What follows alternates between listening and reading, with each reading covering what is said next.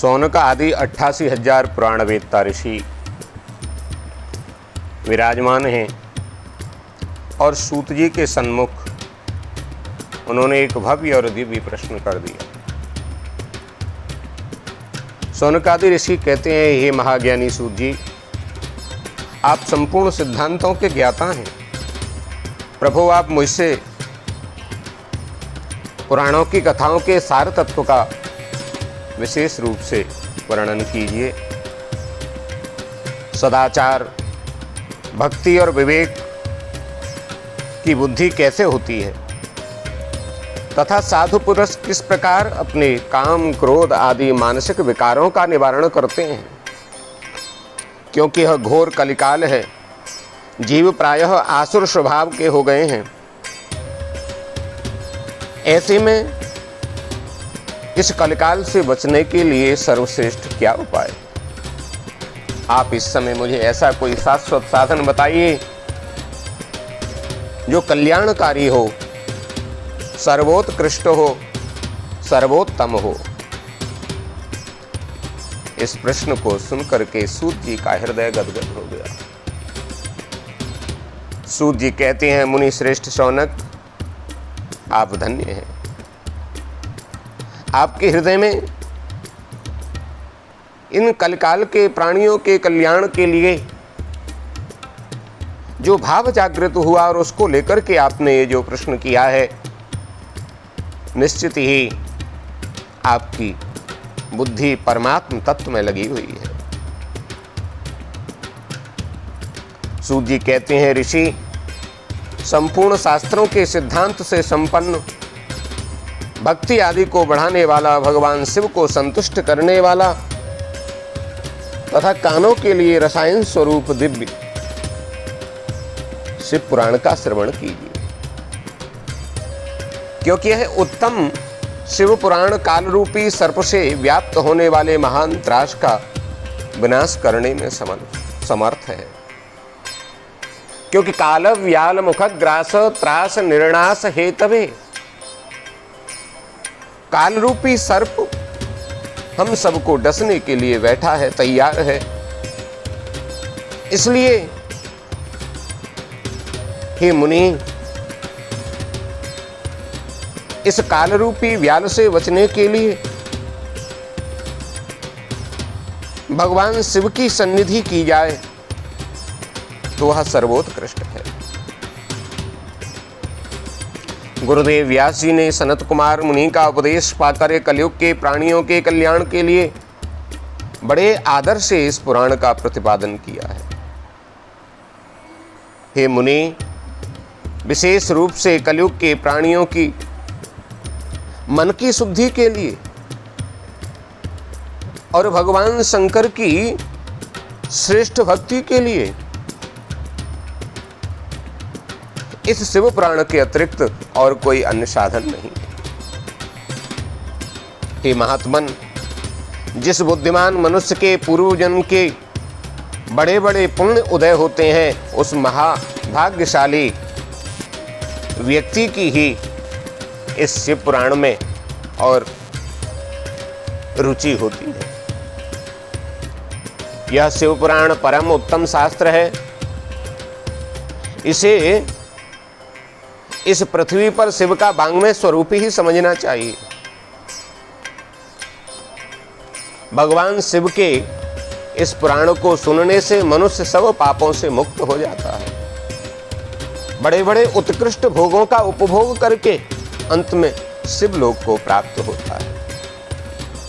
हे मुनि, जो लोग इस श्रेष्ठ शास्त्र शिव पुराण का श्रवण करते हैं, उन्हें मनुष्य नहीं समझना चाहिए, वे रुद्र स्वरूप ही हो जाते हैं, इसमें संदेह नहीं है।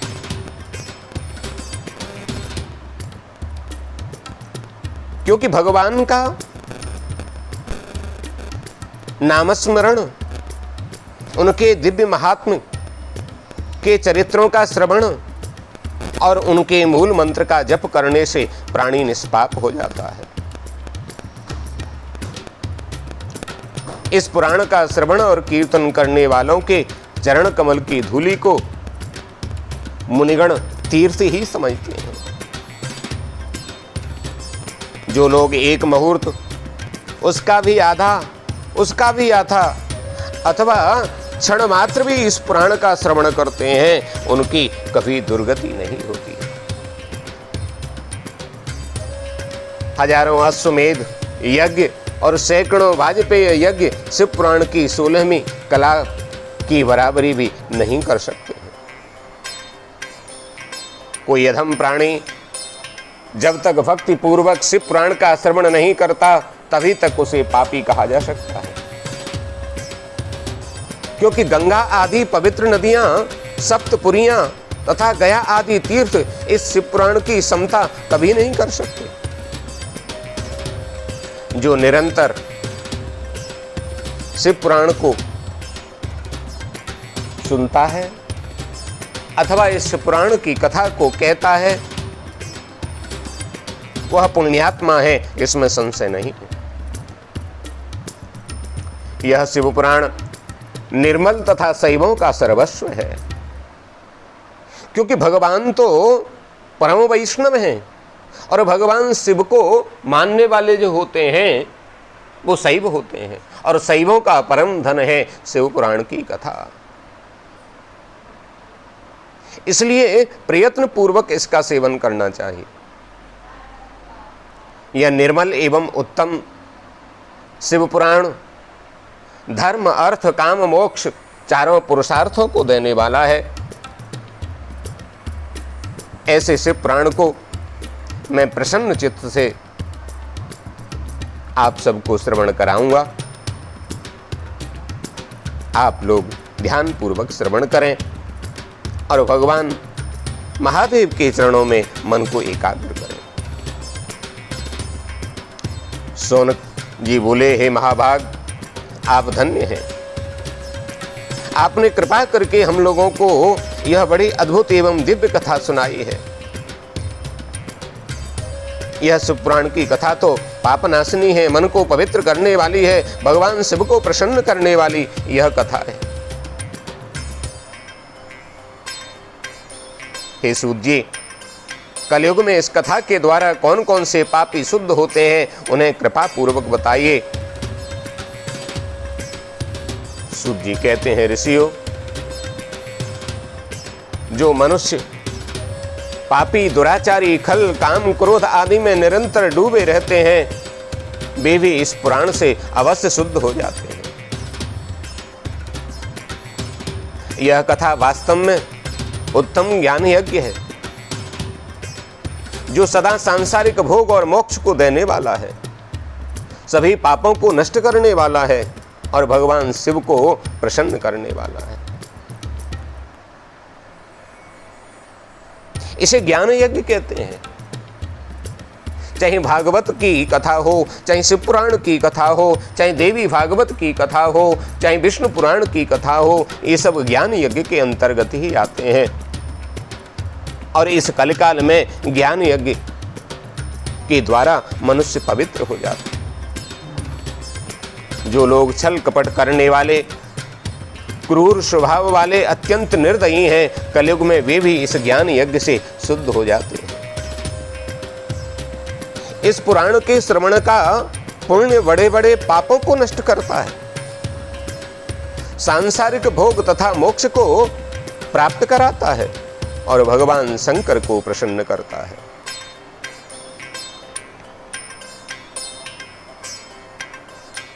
पहले की बात है, किरात नगर में एक ब्राह्मण रहता था, जो अज्ञानी, दरिद्र, रस बेचने वाला तथा वैदिक धर्म से विमुख था।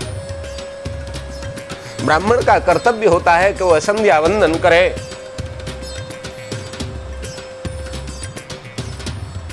गायत्री की उपासना करे, किंतु यह ब्राह्मण स्नान, संध्या आदि कर्मों से भ्रष्ट हो गया था और वेश्यावृत्ति में तत्पर था। उसका नाम था देवराज।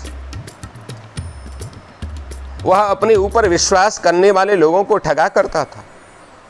उसने ब्राह्मणों, क्षत्रियों, वैश्यों, शूद्रों तथा दूसरों को भी अनेक बहानों से मारकर उनका धन हड़प लिया। बाद में उसने अधर्म से बहुत सारा धन अर्जित कर लिया परंतु उस पापी का थोड़ा सा भी धन कभी धर्म के काम में नहीं लगा। शास्त्र कहता है अन्यायो पार्जितम वित्तम 10 वर्षाणि तिष्ठति।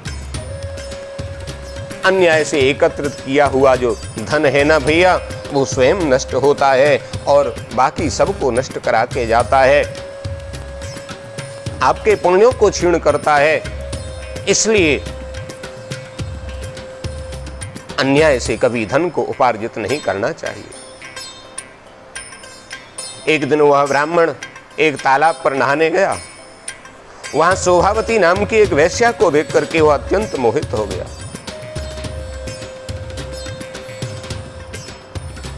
वह वेश्या उस धनी ब्राह्मण को अपने वश में जानकर के प्रसन्न हुई।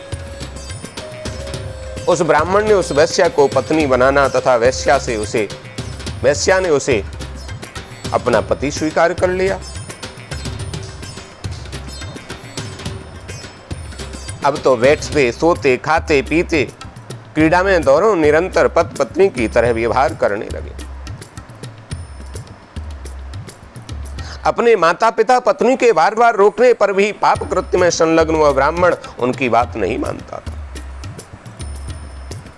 एक दिन रात्रि में उस दुष्ट ने ईर्ष्या बस अपने सोए हुए माता पिता और पत्नी को मार डाला। उनका सारा धन भर लिया। वैश्या में आसक्त चित्त वाले उस कामी ने अपना और पिता आदि का सारा धन उस वैश्या को दे दिया। वह पापी अभक्ष भक्षण करने लगा, मदिरा पान करने लगा, जुआ खेलने लगा। एक दिन घूमता घामता वह देवयोग से प्रतिष्ठानपुर, जो आजकल प्रयाग में झूसी है, वहां जा पहुंचा।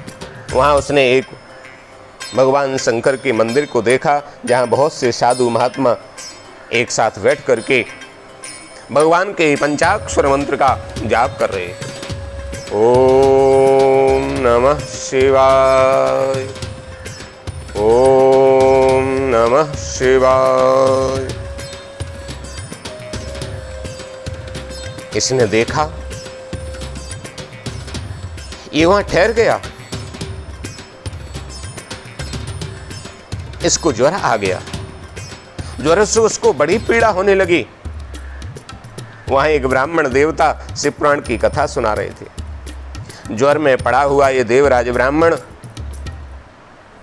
उस शिव कथा को सुनता रहा और 1 मास के बाद वह ज्वर से अत्यंत पीड़ित होकर के चल बसा, मृत्यु को प्राप्त हो गया। यमराज के दूत आए और उसे बांध करके यमपुरी ले गए। इतने में ही शिवलोक से भगवान शिव के पार्षदगण आ गए। उनके गौर अंग कर्पूर के समान उज्जवल थे, हाथ में त्रिशूल सुशोभित हो रहे थे, रुद्राक्ष की मालाएं इन्होंने धारण कर रखी थीं। वे सबके सब क्रोध करते हुए यमपुरी गए और यमराज के दूतों को मार पीट करके बार बार धमका करके देवराज को वहां से छुड़ा लाए और अत्यंत अद्भुत विमान पर बिठा करके वे शिवदूत कैलाश जाने को तैयार हुए। उस समय यमपुरी में बड़ा भारी हल्ला मच गया। धर्मराज अपने भवन से बाहर आए। साक्षात रुद्रों के समान प्रतीत होने वाले उन चारों दूतों को देख करके धर्मज्ञ धर्मराज ने उनका विधि पूर्वक पूजन किया। यम ने ज्ञान दृष्टि से देख करके सारा वृत्तांत समझ लिया। उन्होंने भय के कारण शिव के दूतों से कोई बात नहीं पूछी। यमराज ने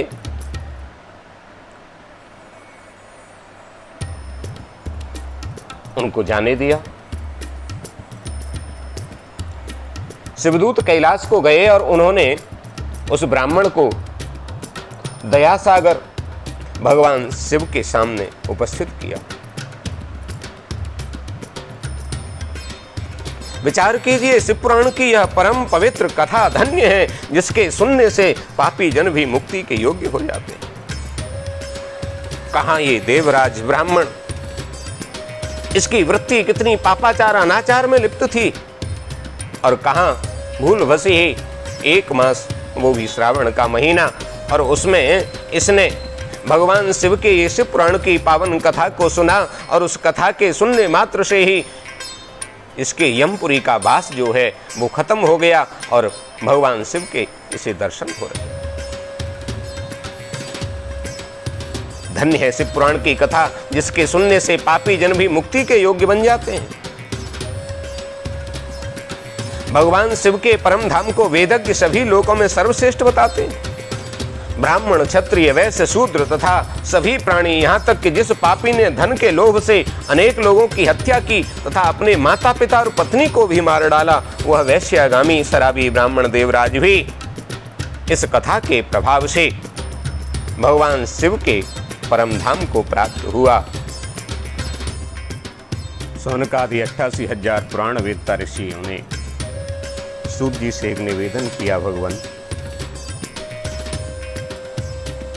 आप कल्याणमय शिव पुराण के श्रवण की विधि को हमें बताइए, जिससे सभी श्रोताओं को संपूर्ण उत्तम फल की प्राप्ति हो सके। सूत जी बोले, हे सौनक, अब मैं आपको संपूर्ण फल की प्राप्ति कराने वाली शिव पुराण के सुनने की विधि का श्रवण कराता हूँ। सर्वप्रथम किसी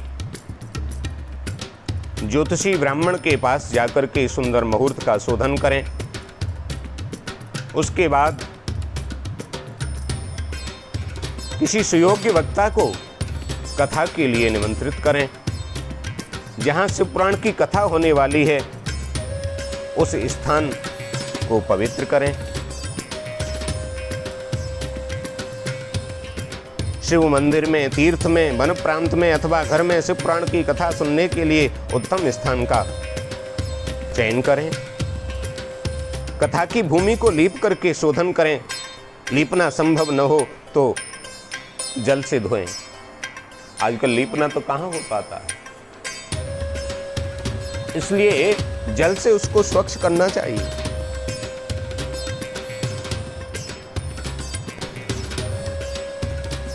सुंदर मंडप बनावें, केले आदि के खंभों से उसको सुशोभित करें।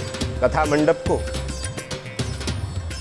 भगवान शंकर के लिए दिव्य आसन डालना चाहिए, और कथावाचक जो हैं, कथा व्यास, उनको सुंदर स्थान पर बिठाना चाहिए।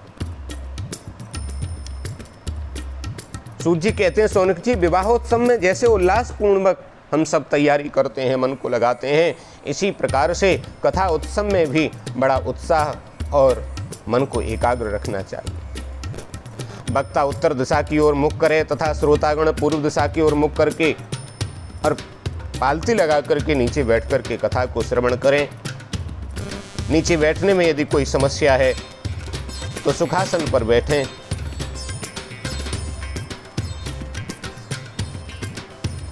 भगवान के नाम का स्मरण चिंतन होता रहे, कीर्तन होता रहे। जिनके मुख से निकली हुई वाणी देहधारियों के लिए कामधेनु के समान अभीष्ट फल देने वाली है, ऐसे प्राण वक्ता के सामने बैठ करके परमात्म तत्व का चिंतन करें। पुराण वेत्ता पवित्र, शांत, ईर्ष्या पर विजय पाने वाला साधु और दयालु होना चाहिए। प्रवचन में कुशल विद्वान व्यक्ति होना चाहिए और सुविधा युक्त समय पर इस कथा का श्रवण करना चाहिए। बीच बीच में भगवान के नाम का संकीर्तन होता रहे। संभव हो तो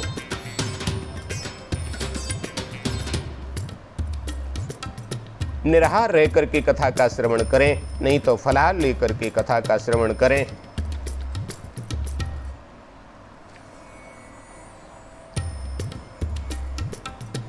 नमः शिवाय, नमः शिवाय, नमः शिवाय, इस पंचाक्षर मंत्र का जितना अधिक से अधिक हो सकता हो उतना जप करते रहें।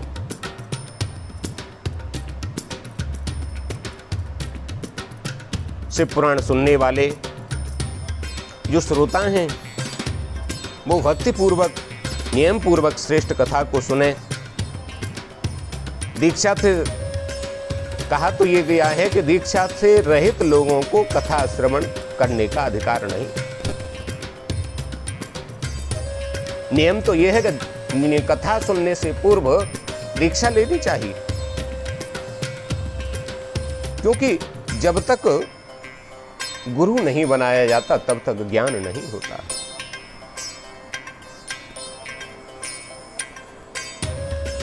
कथा सुनने वाले यजमान को चाहिए ब्रह्मचर्य का पालन करें, भूमि पर शयन करें, शुद्ध खाना खाएं, प्रतिदिन कथा समाप्त होने पर ही अन्न ग्रहण करें, जिसमें शक्ति हो संपूर्ण दिवसों का, और उपवास करें।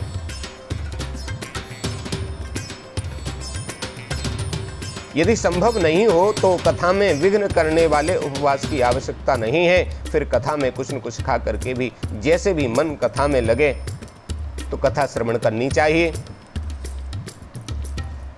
कथा सुनने वाले व्यक्ति के लिए बैंगन, तरबूज ऐसी चीजों का त्याग करना चाहिए। प्याज, लहसुन आदि मादक पदार्थों को छोड़ देना चाहिए। प्रतिदिन कथा सुनने वाले यजमान सत्य, शौच, दया और सरलता विनय के साथ भगवान की इस मंगलमयी कथा को सुने।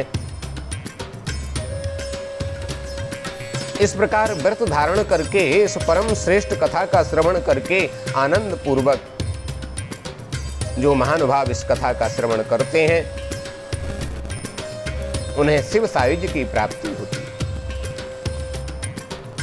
हे मुनि श्रेष्ठ, इस प्रकार महान उत्सव के साथ पुस्तक और वक्ता की विधि पूर्वक पूजा करके वक्ता की सहायता के लिए स्थापित किए गए विद्वानों की भी यथा श्रद्धा पूजा करनी चाहिए।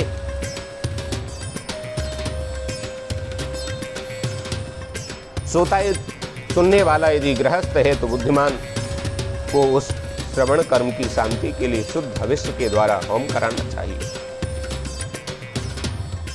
जो सदा भगवान शिव का ध्यान करते हैं, जिनकी वाणी शिव के गुणों की स्तुति करती है और जिनके दोनों कान उनकी कथा सुनते हैं, उस जीव का जगत में कोई कुछ बिगाड़ने वाला नहीं।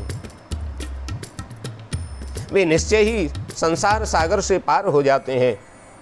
भिन्न भिन्न प्रकार के समस्त पुण्यों को एकत्रित करके और भगवान की परम पावनी इस कथा का श्रवण करना चाहिए।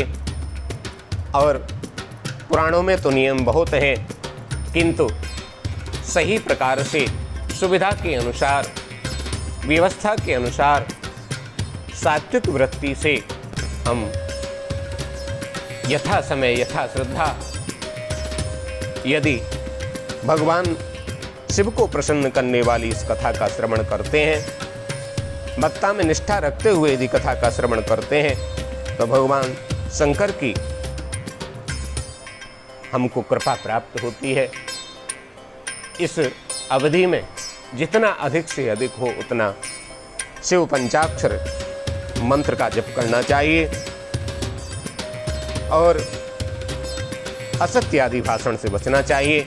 जो भी कथा सुनने के लिए आए उनकी सुंदर व्यवस्था करनी चाहिए, क्योंकि आपके माध्यम से जितने लोग कथा को श्रवण करेंगे उतना लाभ आपको ही प्राप्त होगा। इसलिए यथा समय यथा श्रद्धा यथा व्यवस्था के अनुसार भगवान शिव के इस पावन पुराण की कथा का श्रवण करना चाहिए। हर हर महादेव।